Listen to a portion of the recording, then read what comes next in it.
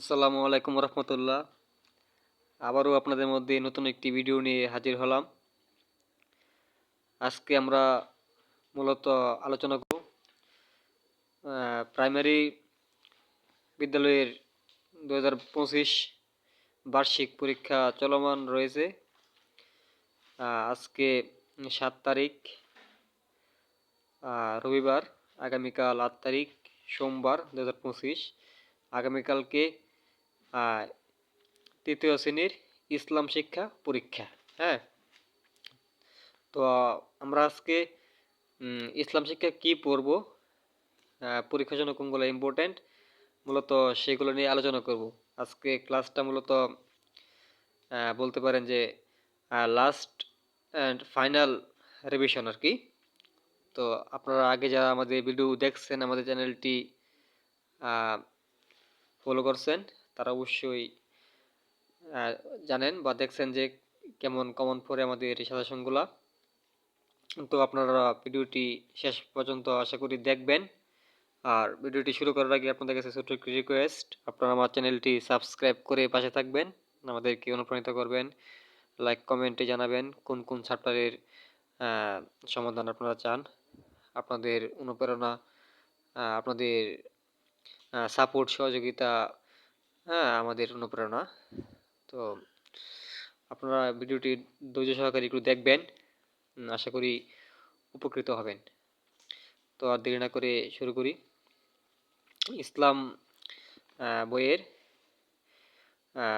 59 page থেকে syllabus যতটুকু আছে আর কি, বার্ষিক পরীক্ষায় 59 পেজ থেকে একদম শেষ পর্যন্ত আর কি, যতটুকু আছে 85 পৃষ্ঠা পর্যন্ত আছে। তো আমি এখন সমাধান করতেছি। এটা কোন অধ্যায়?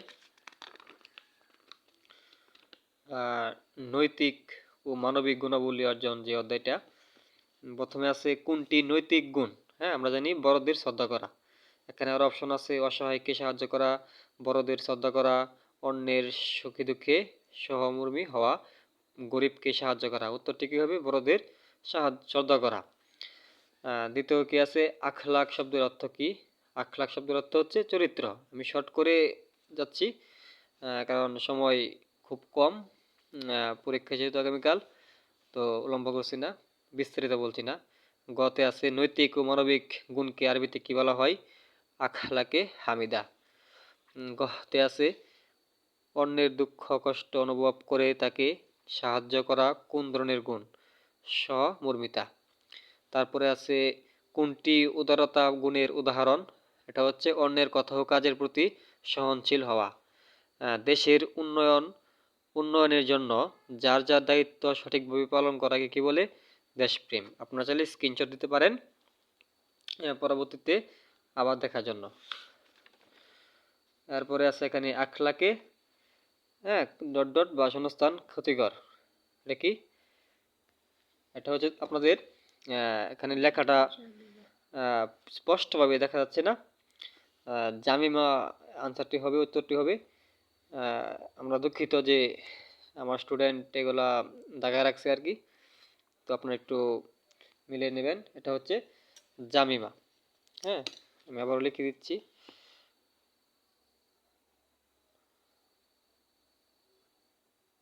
জামিমা। তারপর আছে খতে মহানবী সাল্লাল্লাহু আলাইহি সাল্লাম বলেছেন, আমি চরিত্রকে পূর্ণতা দানের জন্য প্রেরিত হয়েছি। এটা কি হবে? উত্তম চরিত্র। গতে হবে মহানবী সাল্লাল্লাহু আলাইহি সাল্লাম ইয়াতিম শিশুদের প্রতি কি ছিলেন? সহমর্মী ছিলেন। গহতে আছে মানুষকে ক্ষমা করা এবং পরোপকারী হওয়া ও উদারতা। তারপর মতে আছে দেশপ্রেম হলো নিজের দেশকে ভালোবাসা। হযরত মুহাম্মদ সাল্লাল্লাহু আলাইহি সাল্লাম নিজের দেশকে ভালোবাসতেন। হ্যাঁ, তারপর 3 নম্বর আছে বাম পাশের অংশ এবং ডান পাশের অংশ মিল করণ আর কি, দাগ টেনে মিল করি। সমাজে আমাদের কিছু নিয়ম ও নীতি কি মেনে চলতে হবে। তারপর আখলাকে হামিদা উদাহরণ হলো কুড়িয়ে পাওয়া জিনিস ফেরত না দেয়া। সহমর্মিতার উদ্দেশ্য হলো মানুষের দুঃখ কষ্টে দরদি হওয়া। মহানবী সাল্লাল্লাহু আলাইহি সাল্লাম ভিন্ন ধর্মের লোকদের প্রতিও কি ছিলেন? উদারতা দেখিয়েছিলেন, উদারতা দেখিয়েছেন। মহানবী সাল্লাল্লাহু আলাইহি ওয়াসাল্লাম বারবার মক্কার দিকে তাকাচ্ছিলেন আর বলছিলেন, এটা হবে, হে মক্কা, আমি তোমাকে ভালোবাসি। তারপর হচ্ছে পড়ালেখা করা আমাদের প্রধান দায়িত্ব। হ্যাঁ, তারপর এটা আখলাকে জামিমা হলো আমাদের নৈতিক ও মানবিক গুণ, শুদ্ধ নাকি অশুদ্ধ? অশুদ্ধ। আখলাকে জামিমা এটা কোনোভাবেই কি আমাদের নৈতিক বা মানবিক গুণ হতে পারে না। বিস্তারিত বলছি না, নেক্সট ভিডিওতে আমরা আশা করি এগুলো নিয়ে আরও বিস্তারিত আলোচনা করব। আপনারা আমার চ্যানেলটি সাবস্ক্রাইব করে পাশে থাকবেন, আমাদেরকে ফলো করবেন। সহমর্মিতার মাধ্যমে অসহায় মানুষের সমস্যা সমাধান হয়, এটা শুদ্ধ। উদারতা হলো অন্যের কথা, কাজ ও চিন্তা ভাবনার প্রতি সহনশীল হওয়া, এটা শুদ্ধ। মাতৃভূমির উন্নয়নের জন্য নিজ দায়িত্ব সঠিকভাবে পালন করা দেশপ্রেম, সঠিকভাবে পালন করাই কি দেশপ্রেম, হ্যাঁ, এটা অবশ্যই শুদ্ধ। তারপর মহানবী সাল্লাল্লাহু আলাইহি সাল্লাম নিজের জন্মভূমিকে ভালোবাসতেন, এটা অবশ্যই শুদ্ধ। আমি আজকের ভিডিও আর চাচ্ছি না লম্বা করতে, তবু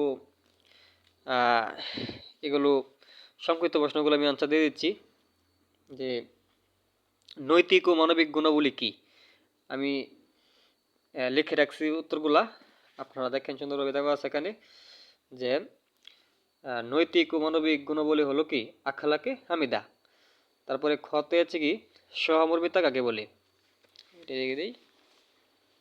দেখেন সহমর্মিতা কাকে বলে, এটা হবে আমাদের আপনজনদের মধ্যে অনেকেই দুঃখ কষ্ট বিপদে আপদে মানসিকভাবে ভেঙে পড়ে, তাদের কষ্টকে অনুভব করে পাশে থাকা হলো কি সহমর্মিতা। তারপরে গতে আছে উদারতার সংজ্ঞা দাও, উদারতা কি, এটা সংজ্ঞা দেওয়ার জন্য বলছে।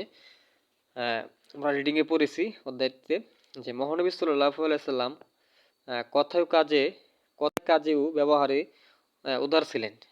বিভিন্ন ধর্মের লোকজনদের নিজ নিজ ধর্ম পালনের স্বাধীনতা দিয়েছিলেন। এটাই কি উদারতার একটি উদাহরণ বা সংজ্ঞা। তারপরে ঘতে আছে দেশপ্রেম বলতে কি বোঝায়। দেশপ্রেম মানে কি দেশকে ভালোবাসা, দেশপ্রেম বলতে নিজের নিজের দেশকে কি ভালোবাসা।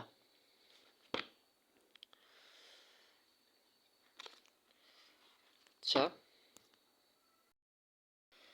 তারপর উমতে আছে দেশপ্রেমে উদ্বুদ্ধ হয়ে আমাদের কি করা উচিত। এটা আনফর্চুনেটলি বলবো সত্য আমাদের এটা আনসার এখানে লেখা হয়নি, হয়তো সময় সংকল্পের কারণে। তো আমি বলে দিচ্ছি মুখে, এটা দেশপ্রেমে উদ্বুদ্ধ হয়ে আমাদের কি করা উচিত। দেশপ্রেমে উদ্বুদ্ধ হয়ে আমাদের দেশের জন্য কাজ করা, দেশের মঙ্গলের জন্য কাজ করা, আমাদের কি নিজ নিজ দায়িত্বে দেশকে কি ভালোবাসতে হবে, দেশের জন্য ভালো কাজ করতে হবে। একটা দেশ তখন এগিয়ে যেতে পারবে যখন প্রত্যেকটা মানুষ আমরা নিজ নিজ দায়িত্বে নিজে সঠিকভাবে চলাফেরা করব, দুর্নীতিমুক্তভাবে চলাফেরা করব, মিথ্যা কথা বলবো না, সত্য পথে চলবো, হ্যাঁ, অন্যায় কাজ করবো না এবং করতে দেবো না, অন্যায় অন্যায় হলে কি প্রতিবাদ করব, এগুলোই কি দেশপ্রেমের উদ্বুদ্ধ হয়ে আমাদের করা উচিত। ঠিক আছে। তারপর বর্ণনামূলক প্রশ্ন চাচ্ছিলাম ভিডিওটা একদম শর্ট করতে, তারপরও দেখে আর না দিয়ে পারলাম না। আপনারা উপকৃত হন সেই জন্য আসলে আমাদের একটু কষ্ট। তো আপনারা যখন আমাদেরকে সাপোর্ট করেন তখন আমাদের কষ্টগুলা আসলে নিমেষে শেষ হয়ে যায়। তো বর্ণনামূলক প্রশ্ন, পরস্পরের প্রতি সহমর্মী হয়ে যে কাজগুলো করবে তার তালিকা তৈরি করি। একটা তালিকা তৈরি করার জন্য বলছে। তো উত্তরটা হবে পরস্পরের প্রতি সহমর্মী হয়ে যে কাজগুলো করব। 1. দুঃখী মানুষের প্রতি সহমর্মী হব। 2. বিপদে আপদে সাহায্য সহযোগিতা করব। সহপাঠীদের 3 কি সহপাঠীদের সাথে ভালো ব্যবহার করব। 4 কি সহপাঠীদের সবসময় হাসি খুশি রাখবো, তাদের সাথে ভাই বোনের মতো আচরণ করব। খ নাম্বার কি মহানবী সাল্লাল্লাহু আলাইহি সাল্লামের উদারতা সম্পর্কে বর্ণনা করো। উত্তর, মহানবীর কথায় কাজে ব্যবহার উদার ছিলেন। তিনি সবার সাথে কি হাসি মুখে কথা বলতেন। ভিন্ন ধর্মের লোকদের নিজ নিজ ধর্ম পালনের স্বাধীনতা দিয়েছেন। একদিন এক অমুসলিম ব্যক্তি মসজিদের নববীতে প্রস্রাব করেছিলেন, প্রস্রাব করে দিয়েছিলেন। তারপর দেখি কি হয়। কোন সাহাবী তো রেগে গেলেন, কিন্তু কি মহানবী বলেন লোকটিকে প্রস্রাব করতে দাও এবং তার প্রস্রাব এক বালতি পানি ঢেলে দাও। এটাই কি উদারতা। হ্যাঁ, একজন মহান ব্যক্তি আমাদের কি মহানবী সাল্লাল্লাহু আলাইহি ওয়াসাল্লাম আমাদের কি তিনি আমাদের নবী, আমাদের শেষ নবী কে মহানবী সাল্লাল্লাহু আলাইহি সাল্লাম। তার কোনো তুলনা হয় না। তিনি তার জীবনী পড়লে আপনারা অনেক কিছু বুঝতে পারবেন।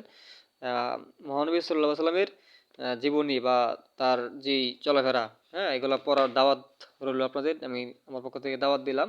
আপনারা অনেক কিছু শিখতে পারবেন এবং ভালো আমল করতে পারবেন। গতে আছে মহানবী সাল্লাল্লাহু আলাইহি সাল্লাম এর দেশপ্রেম সম্পর্কে বর্ণনা দাও।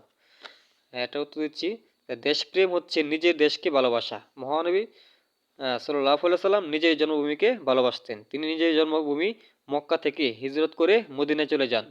যাওয়ার সময় চোখ দিয়ে অজস্র অস্ত্র গড়িয়ে পড়ছিল। তার কি চোখ দিয়ে কি পানি পানি গড়িয়ে পড়ছিল। তিনি বারবার মক্কার দিকে তাকিয়েছিলেন আর বারবার বলছেন, হে মক্কা, আমি তোমায় ভালোবাসি। কতটা দেশপ্রেম হলে তিনি বলতে পারলেন। আচ্ছা, আজকে আর ভিডিওটি লম্বা করব না, আজকে এ পর্যন্তই। আপনারা যারা এতক্ষণ আমার সাথে ছিলেন, ভিডিওটা দেখলেন, তাদেরকে অসংখ্য অসংখ্য ধন্যবাদ। আর আপনারা আমার চ্যানেলটি সাবস্ক্রাইব করেন। আশা করি আপনারা উপকৃত হবেন। আপনাদের টাইম ওয়েস্ট হবে এরকম কোনো ভিডিও আমরা করব না। আমরা আপনাদের যেন উপকৃত হন, আপনারা যেন অনলাইনে এসে, হ্যাঁ, ইউটিউবে গিয়ে আপনারা উপকৃত হন, আপনাদের সময় যেন নষ্ট না হয়।